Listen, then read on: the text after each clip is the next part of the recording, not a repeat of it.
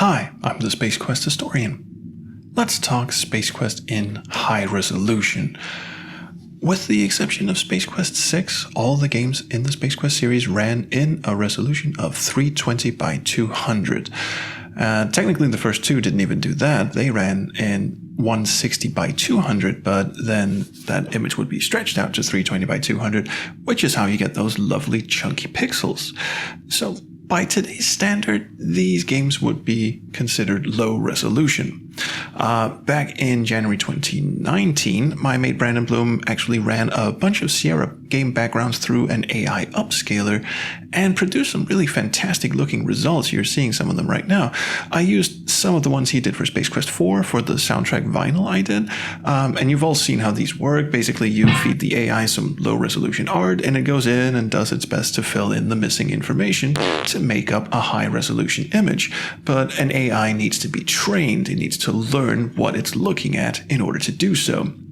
And in this case, Brandon used what's known as an ESRGAN upscaler, an ESRGAN upscaler AI, which was then trained on the Manga 109 dataset. That probably means something to someone, but basically what this means to me is that this AI had already been trained to look at hand-drawn artwork and was therefore able to produce these very impressive results. But these are just static screenshots. What Brandon did was just take screenshots from the game and then feed them through this AI, and the AI really has to sit down and crunch these images pretty hard to get impressive results like these. It's not just like a filter like in ScumVM where you just take a pass over an image and then output these crazy high resolution images on the fly. They take time. So if you wanted to, let's say, play Space Quest 4 with these upscaled graphics, you would have to essentially take every art asset in the game, backgrounds, sprites, everything, and then run them through the AI one by one, and then rebuild the entire fucking game using these new graphic assets, which I guess could be a fun project for someone someday, but there are a few hurdles. For one, you would have to port Space Quest 4 into a newer version of SCI, its game engine, because the one that it's currently running does not support any higher resolutions than 320 by 200. Because back in 1991, very few people had Super VGA video cards that supported higher resolutions at 256 colors or more, and practically no one was developing any games that ran in those modes back then. So your average household computer of the day just couldn't handle it. So there's no reason to support it. Of course, if you were going to actually rebuild the game anyway, you could just take the time to rebuild it in an entirely new engine. You wouldn't have to use Sierra's old SCI engine. You could rebuild it in an engine that supports multiple platforms.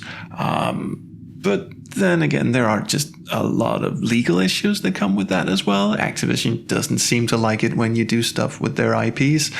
And also, it's a pretty huge undertaking. So let's just put that one aside for now and move on to the first three games, because these are quite different beasts. When it comes to graphics from Space Quests 1, 2, and 3, you can't just run these through an AI upscaler because the way the AI works, and why it works so well on Space Quest 4 and 5 for that matter, is because those games use hand-drawn background art.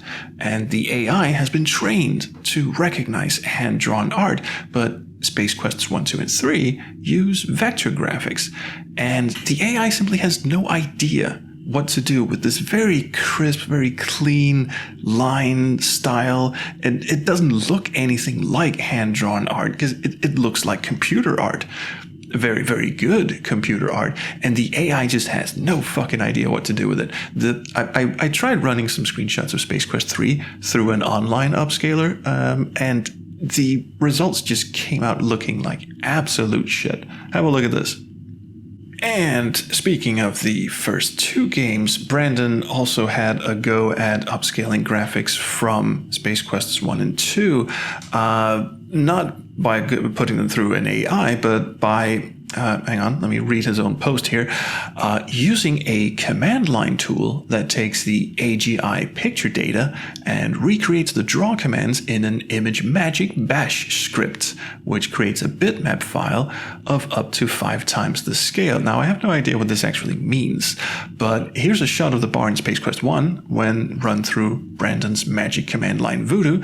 As you can see, there are no colors on the walls or floors or anything like that. There's no surface colors because, well, you see those gaps in the lines? Yeah. If you were to try and fill a color into that area, the color would just spill out all, through those gaps and just flood the whole image. And we'll learn more about this fantastically awful phenomenon later in the video.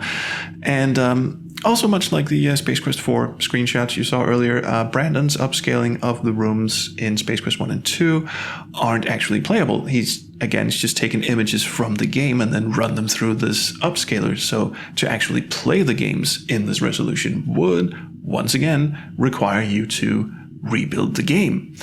Or wait for someone to write a renderer that could do it on the fly, because since the graphics in Space Quest 1, 2, and 3 are vector-based instead of bitmaps, they're not actually just a static image like a photograph or like the backgrounds in Space Quests 4, 5, and 6. Technically, they're just a list of instructions to the game engine on what to draw where.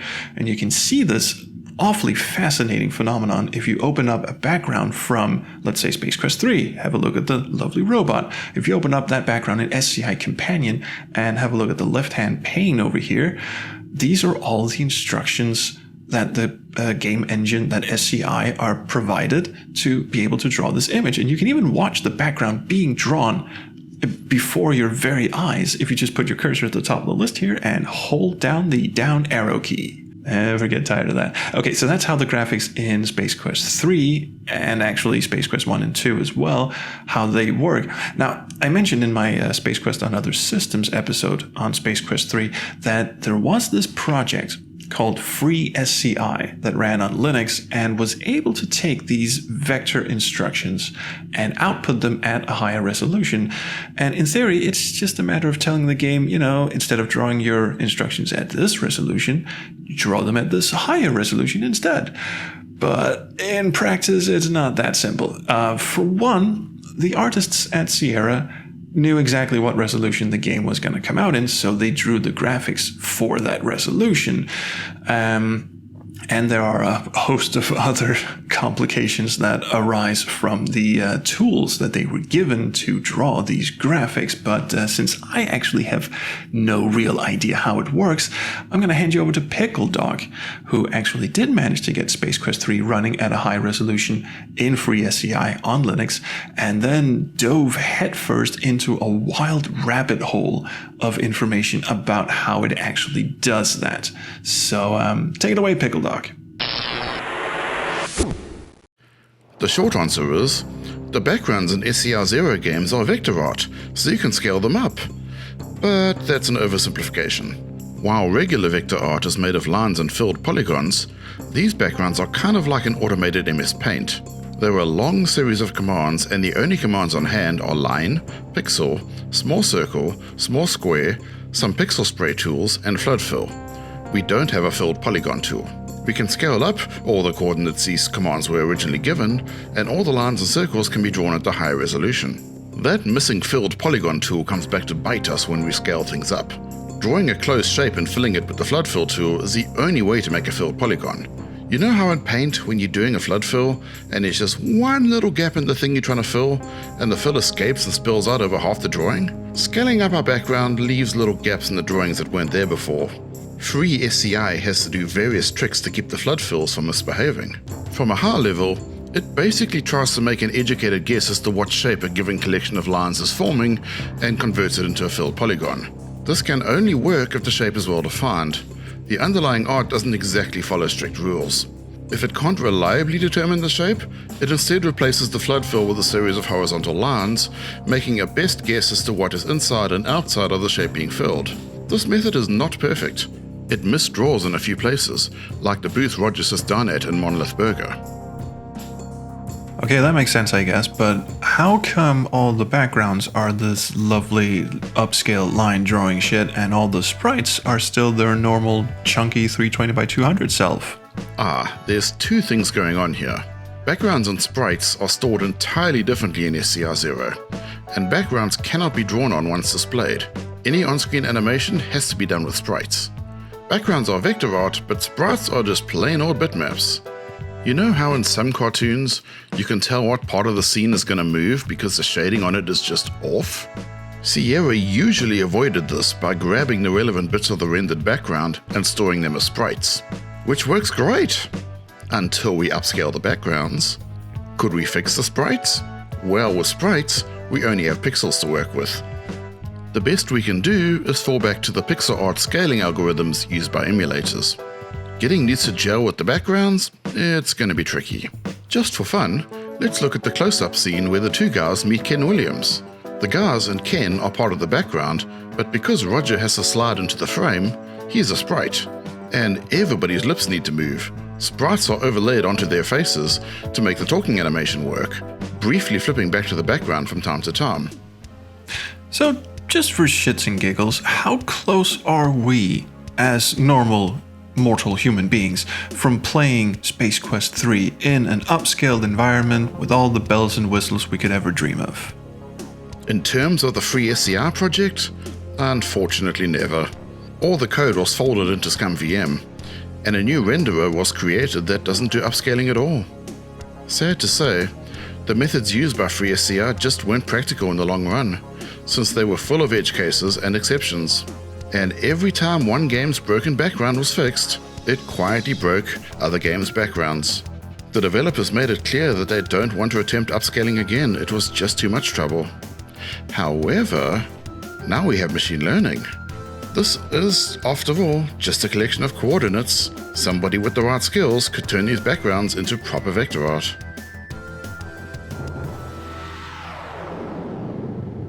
Well, there it is. Upscaling graphics from Space Quest 3, or indeed any game that uses SCI 0. That would be the engine that Sierra used in 1989 and 1990 for games like Space Quest 3, Conquests of Camelot, Quest for Glory 2, all those, Police Quest 2, those kind of games. For any game that uses SCI 0, upscaling the graphics is technically possible, and someone did indeed sit down and write a renderer that outputs the graphics in high resolutions. But it does come with a truckload of headaches, and apparently no one is prepared to sit down anymore and write up, exception-based code for all the games. Like, if you're running Codename Iceman, you have to do this, but if you're running Space Quest 3, you have to do that. Some would say, and I suppose I would agree, that it's just simply not worth the effort.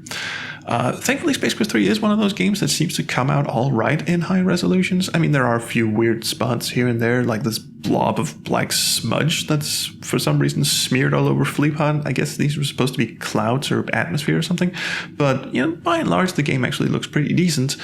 But I think it just goes to show that games of this time were just meant to be enjoyed the way they were created.